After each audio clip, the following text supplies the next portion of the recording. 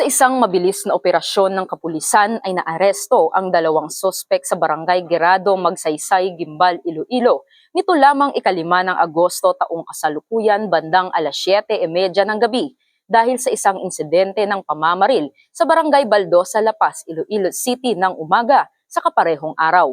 Kinilala ng kapulisan ang biktima na si Ernie Poral Nasis, 64 na taong gulang, may asawa at dating punong barangay ng Barangay Igore, La Paz, Iloilo City at residente ng nasabing lugar. Ang mga sospek naman ay nakilalang sina alias Nilo, 38 anyos, may asawa at hindi nakapagtapos ng high school, at si alias Gerson, 36 anyos, isang construction worker at high school graduate, parehong mga residente ng Barangay Igkukulo, Gimbal, Iloilo.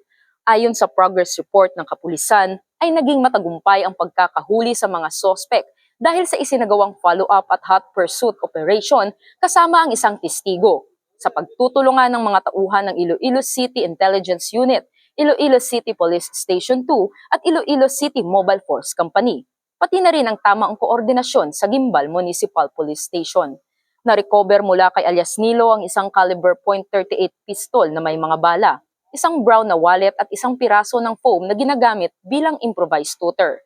Siya ay haharap sa kasong murder, paglabag sa RA 10591 o Comprehensive Firearms and Ammunitions Regulations Act, at paglabag sa RA 9165 o Comprehensive Dangerous Drugs Act of 2002. Samantala, sinubukan ni alias Gerson na pigilan ang mga arresting officers sa kanilang operasyon na siyang haharap sa kasong obstruction of justice. Kasalukuyang nasa himpilan na ng Iloilo City Police Station 2 ang dalawang sospek para sa tamang dokumentasyon at disposisyon ng kanilang mga kaso.